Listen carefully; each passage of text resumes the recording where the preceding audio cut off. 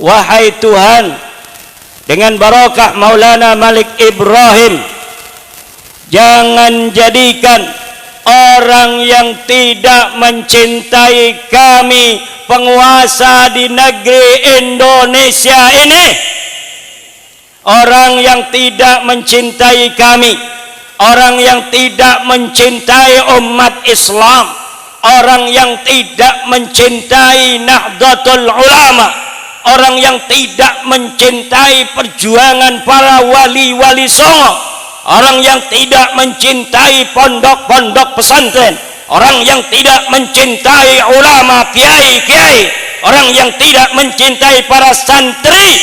Jangan jadikan dia sebagai penguasa di negeri tanah Nusantara ini.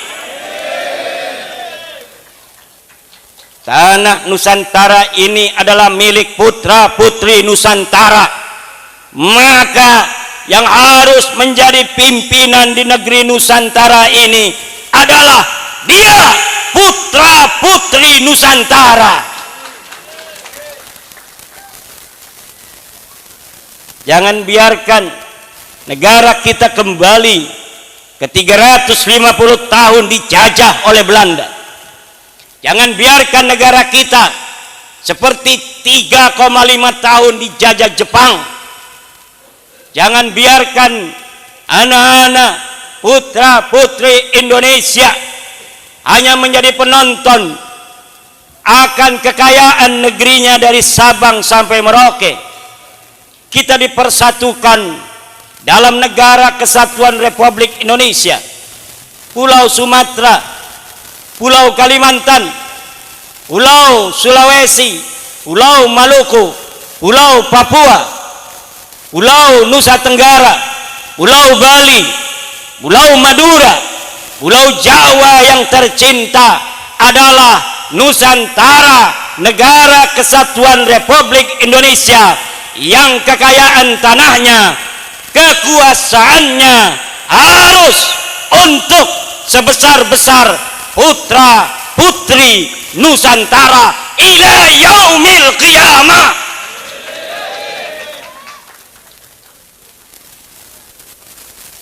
Jangan sampai ada yang merebut baik tanah kita maupun sejarah kita. Maka haul semacam ini, saudara-saudaraku, adalah sangat penting.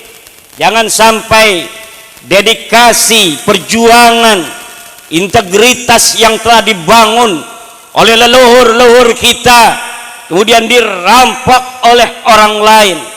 Karena zaman sekarang bukan hanya perampok-perampok uang, tapi juga perampok-perampok sejarah merajalela di mana-mana. Dulu ada An-Nabas, perampok-perampok kuburan, yang dia gali itu kuburan, dia ambil putihnya kain kafan, dia ambil apabila ada harta di sana. Sekarang tidak ada lagi An-Nabas semacam itu, tetapi perampok-perampok kuburan sekarang adalah orang-orang yang merampok nama dan sejarah tokoh yang dikubur, kemudian diberi nama lain daripada keluarganya sendiri. Ini perampok-perampok kuburan. Ada kuburan yang sudah punya nama, tapi hanya ada 3 nama ke atasnya. Kemudian datang seseorang, ditambah-tambahin nama-nama yang tidak ada kaitan dengan nama yang sebenarnya, dengan keluarga kita. Kemudian sejarah itu pun kemudian bergeser, bukan ke leluhur kita tetapi ke leluhur orang lain, dan kemuliaan itu kemudian menjadi kemuliaan orang lain. Leluhur kita tidak lagi punya kemuliaan, dan pada gilirannya anak cucunya yang telah terputus dari sejarahnya itu hanya akan menjadi budak-budak di tanah sendiri yang kaya raya. Tepuk tangan. Ini Banser gimana enggak tepuk tangan itu? Di sini aman, Pasuruan aman, kota santri, kota kita, kota kiai, kota ulama. Ada juga perampok-perampok kota. Zaman sekarang ini awas, ada perampok-perampok kota, perampok-perampok kabupaten. Misalnya saya orang Banten, di sini saya jadi kiai, punya istri orang sini 4, misal. Kemudian mati saya, paeh, cek orang Sunda nama. Setelah saya mati, anak saya bikin haul, padahal saya pendatang di Pasuruan, tapi kemudian haulnya disebut haul Pasuruan, seakan-akan tokoh Pasuruan hanyalah saya sendiri. Yang lain yang telah lama berjasa di Pasuruan dihilangkan, ditinggalkan.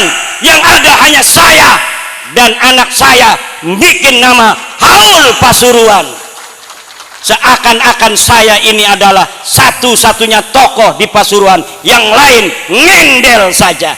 Ini adalah perampok-perampok kabupaten, perampok-perampok kota. Kalau ada di Banten yang model begitu, sudah saya turunin bannernya. Sallallahu alaihi Muhammad. Tapi orang-orang sini diam-diam aja, perampok-perampok kota. Ada perampok-perampok kaum muslimin. Umat Islam itu dari Sabang sampai Merauke saja 230 juta, saudara-saudara. Ada beberapa orang bikin video, kami umat Islam Indonesia menolak tesis ilmiah Kiai Haji Imaduddin Usman. Padahal yang bikin video hanya 3 orang, 5 orang. Ini perampokan terhadap kaum muslimin di Indonesia. Zaman sekarang kita harus cerdas.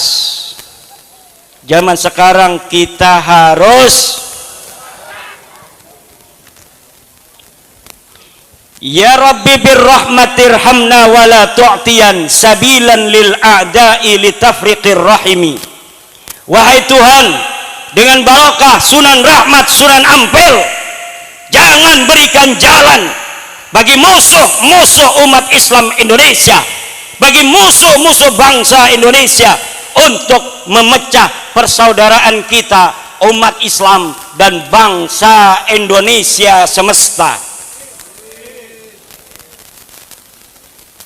Banyak upaya-upaya untuk memecah belah bangsa Indonesia, tetapi segala upaya itu sejak 45 tidak berhasil.